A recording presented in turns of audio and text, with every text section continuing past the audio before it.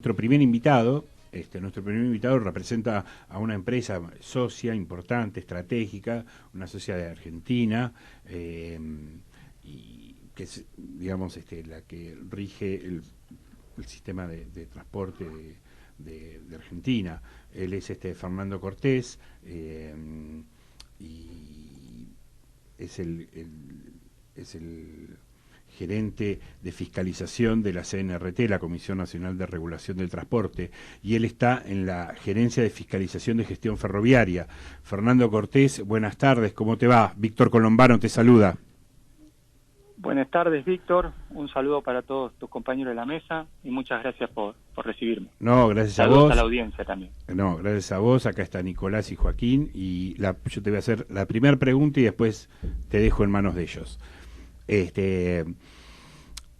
A raíz de toda esta crisis que venimos en esta segunda ola del COVID, el gobierno nacional armó un comité de crisis creado bajo la órbita del Ministerio de Transporte, y allí la primera pregunta es ¿qué rol cumple la CNRT? y también se desprende ahí, ¿qué es la CNRT? Si podés explicarlo brevemente, ¿no? Bueno, la Comisión Nacional de Regulación de Transporte es el organismo de control del sistema ferroviario.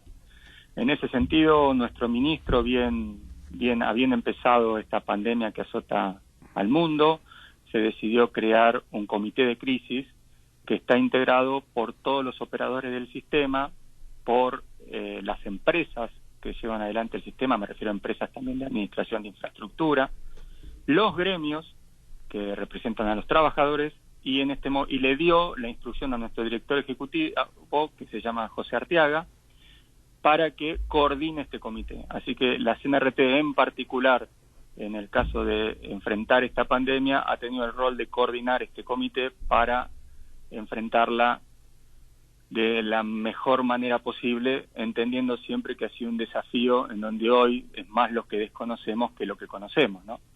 Uh-huh. Así que ha sido un trabajo arduo. Hola Fernando, ¿cómo andás? Nicolás Velardi te saluda. ¿Cómo te va, Nicolás? Bueno, ahí en línea con lo que te planteaba Víctor y de esa introducción que nos planteabas, el rol de la CNRT a partir de la constitución de ese comité de crisis, por ahí preguntarte, que nos cuentes cuáles son las principales medidas en términos de prevención, en términos de control, que se han llevado adelante de ese comité.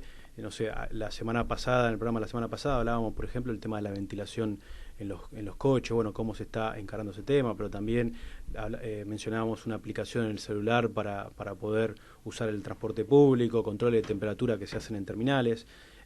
Bueno, básicamente que nos cuentes cuáles son las principales medidas que se fueron instrumentando desde ese ámbito. Claro, es importante lo que decís vos de medidas que se van implementando. Uh-huh. Nosotros, este comité se creó allá por marzo del 2020, cuando eran mucho lo que se desconocía, cuando no había tantas certezas como las que hoy. Acordemos, ¿no?, que en ese momento se discutía el uso del barbijo o no, cuáles eran las condiciones en las cuales se transmitía este virus. Entonces nosotros iniciamos las rondas con todos los actores del comité, pero aparte tratamos de ver lo que pasaba en el mundo. Ahí hemos participado del Task Force de la UIC, en los seminarios, hemos intentado tener una participación activa en todos los foros de manera internacional. Recuerdo en esa época estar hasta altas horas de la noche, un domingo, leyendo lo que pasaba en China, lo que pasaba en otros países del mundo a los cuales ya la pandemia había azotado de manera más dura que a ese principio. En ese sentido, entendimos que teníamos que hacer un protocolo que tuviera consenso, que fuera posible, porque nada sirve un protocolo que después no se puede controlar y no se puede efectivizar en la realidad, porque pierde fuerza ante el colectivo social, no ante nuestros usuarios, que se tienen que sentir protegidos. Entonces, iniciamos un protocolo que particularmente instruía condiciones mínimas. Esto quiero decir, ¿por qué es importante el tema de condiciones mínimas? Porque el que tiene la cosa, digamos, el operador, no es lo mismo un ferrocarril de larga distancia que uno de corta, independientemente que este protocolo está sectorizado por tipo de operación, ¿no? Los de carga tienen un protocolo, tienen un apartado en el protocolo, los de larga distancia tienen otro, los de corta distancia tienen otro. Entonces empezamos con cuestiones mínimas, en donde por supuesto, a medida que ha pasado el tiempo han empezado a tener relevancia distintas medidas. Hoy sabemos que es fundamental para la seguridad de nuestros usuarios el tema de la utilización del tapabocas, el tema del silencio, el tema de las ventanillas abiertas y la ventilación. También la distancia social y mucho la autoprotección, ¿no? Digamos, todos nosotros responsabilizándonos de nuestra salud y la salud de nuestro prójimo. Por supuesto, todo lo que tiene que ver limpieza, todo lo que tiene que ver con higiene, y en ese sentido sacamos un protocolo que instruye y obliga a todos los operadores a llevar adelante estas reglas que hoy en el sistema se están aplicando, pero que también las aplicamos en otros ámbitos en donde tenemos relación social. Hoy, ante la segunda ola, se ha profundizado y ya sabemos que el tema de la ventilación es un tema tan clave como el tapabocas. Entonces, por ejemplo, en el sistema ferroviario, que entendamos que son unos 200 trenes, son 1.900 frecuencias diarias, tienen que tener sus ventanillas abiertas. Entonces, estamos haciendo un programa de intervención en las mismas para que queden fijas abiertas. Esto obviamente va a implicar que nuestros usuarios van a tener que viajar abrigados ahora en la época invernal, pero entendemos que si bien la calidad del viaje en nuestros trenes que tienen aire acondicionado, tanto frío como calor, es preferible viajar abrigados, pero cuidarnos en nuestra salud. Claro, bueno, muy claro lo que planteabas, Fernando. Ahí consultarte, digamos, cuál es la importancia que de alguna manera, porque la demanda en definitiva determina, ¿no? Cómo se van, digamos, cómo ese comportamiento o esos controles que uno va tratando de implementar a través de estos protocolos se cumplen, o por ejemplo el distanciamiento social. En el marco de esta segunda ola, ¿cuán importante es que ciertas actividades se restrinjan para poder garantizar justamente que la oferta en términos de frecuencia que brinde el servicio metropolitano de pasajeros, por caso, pueda cumplir con lo que está establecido en ese protocolo? Claro, es muy importante esto, es otra de las patas. Cuando empezó el protocolo solamente se permitía pasajeros sentados, después hubo una actualización del mismo. Este protocolo, como decía, ha venido siendo actualizado según cómo ha ido avanzando el conocimiento sobre esta enfermedad, sobre esta pandemia, y hoy, a partir de que el uso del barbijo, del silencio, de la distancia, de la ventilación, se ha permitido, como en otros países del mundo, a partir de estudios de Japón, de Francia, de Canadá, en Chile, en Colombia, también en la Argentina, se ha permitido una actualización del mismo, que puede ir un pasajero parado por metro cuadrado. Esto, por supuesto, implica una limitación a la capacidad de transporte, y en ese sentido hay que decir que nuestro sistema ferroviario transportaba allá por enero, diciembre del año 2019, enero del 2020, febrero del 2020, unos 25 millones de pasajeros. Esto se redujo en abril del 2020 a 1.700.000 pasajeros. Es decir, ustedes fíjense lo que tuvo que ver el cierre de las actividades a partir de la primera decisión, el cierre importantísimo. Esto después, a medida que se fueron habilitando distintos tipos de actividades que se fueron considerando esenciales, en diciembre del 2020 llegamos a 8.800.000 pasajeros. Tengamos en cuenta que el sistema ferroviario siempre siguió funcionando a su máximo nivel de frecuencias, que está determinado por la infraestructura y por la cantidad de material rodante, es decir, no es algo flexible. Pero fijémonos cómo la apertura de la escuela y de esto de que la actividad económica empezó a recuperarse. En marzo transportamos 12,5 millones de personas. Eso implica que estábamos al 50% de los pasajeros de un mes normal. Eso evidentemente hacía que en horario pico y también cuando por alguna razón se produce alguna afectación al servicio, fuera muy difícil mantener este distanciamiento social, porque la gente tiene necesidad de transportarse, sea por cuestiones laborales, pero también por cuestiones de salud, de ir al médico, de un familiar. Entonces es difícil cuando la gente decide salir que no se transporte. Por eso se fue llevando, para intentar ordenar esa demanda, o para ordenar esa demanda, se sacaron las aplicaciones como el Reserva tu Tren, que está linkeado con la aplicación que permite determinar quiénes pasajeros esenciales, para que los que viajen sean los que están habilitados a viajar.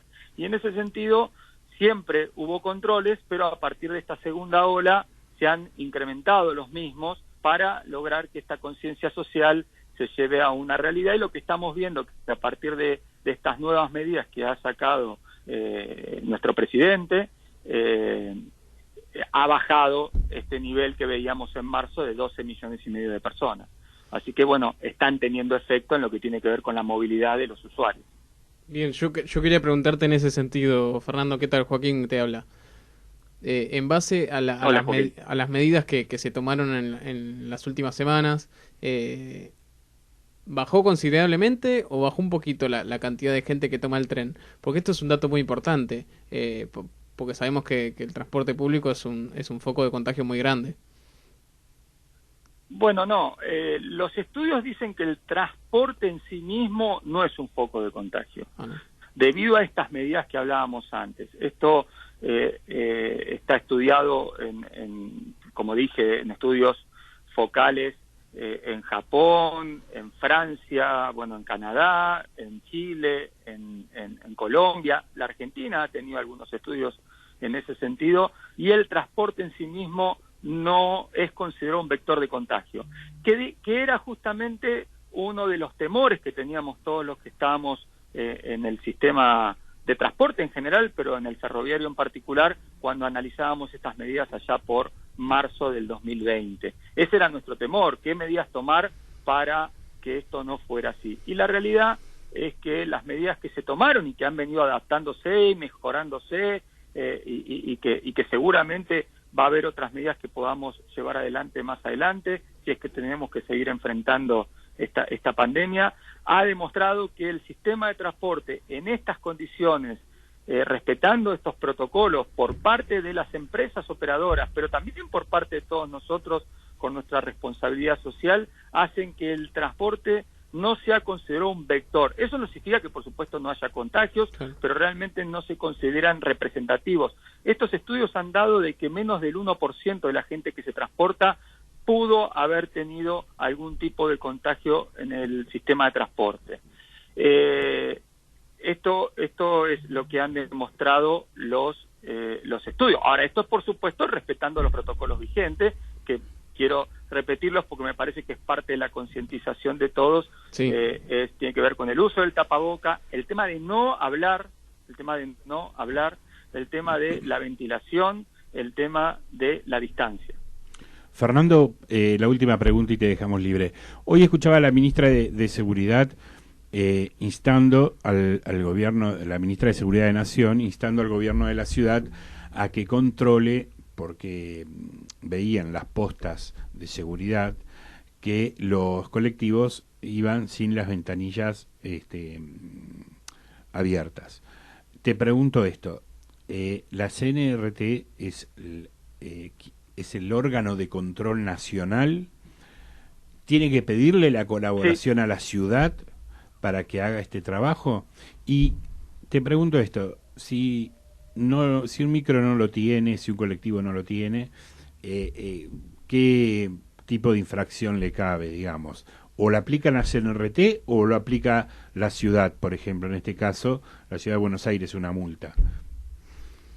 Mira, yo soy gerente del área ferroviaria, con el tema del automotor no es un área de especialidad mía. Lo que sí te puedo decir es que por supuesto que hay un control jurisdiccional que debe ser cumplido por las distintas jurisdicciones. En este caso estamos hablando de la Ciudad de Buenos Aires.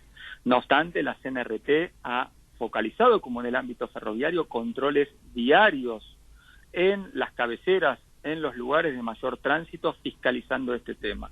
Y cuando verifica una infracción, la CNRT lo multa. Perfecto. Para que te des una idea, en términos ferroviarios, que es donde te puedo dar datos ciertos, nosotros hemos inspeccionado desde el comienzo de la aplicación del protocolo 53.442 formaciones. Claro, no eso significa 324.784 coches.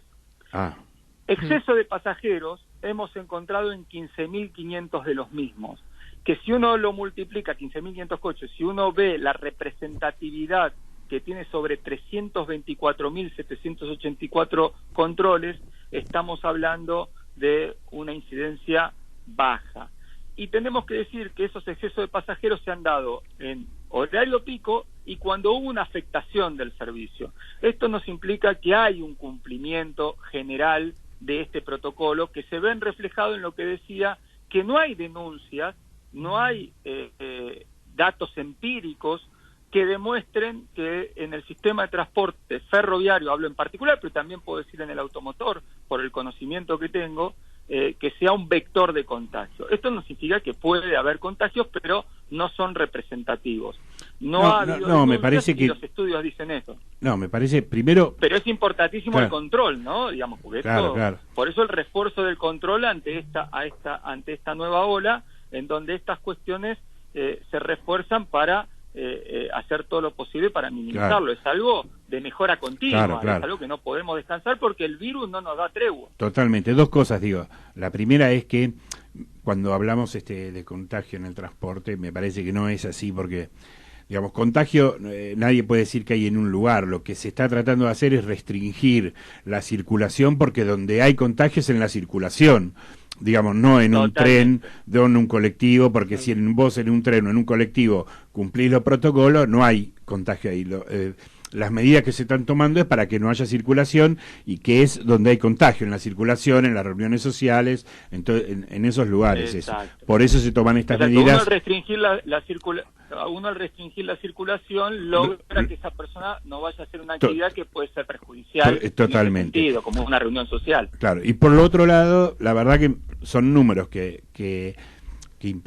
no impresionan, que si no están acordes a la decisión de un gobierno nacional que dice, mirá, no se puede hacer esto y lo vamos a controlar y lo controlan, digamos, que no es de palabras, digamos, sino que hay una acción a partir de una medida, así que nos parece muy bien y te felicitamos.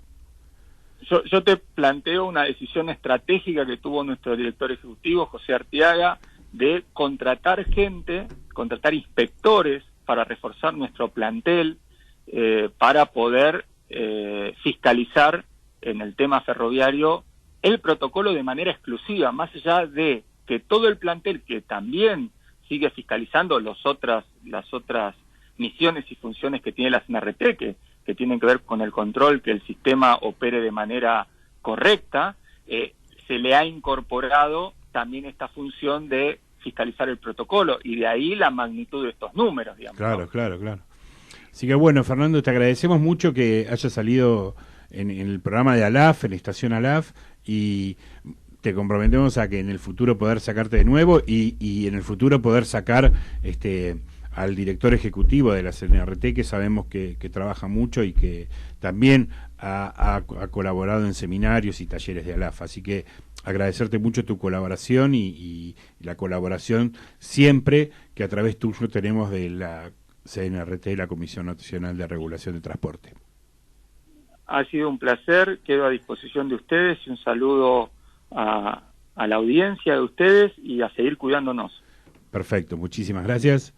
Bueno, pasó Fernando Cortés, el gerente de regulación del transporte ferroviario de la Comisión Nacional de Transporte. Muy claro. Clarísimo como el tema musical que viene ahora.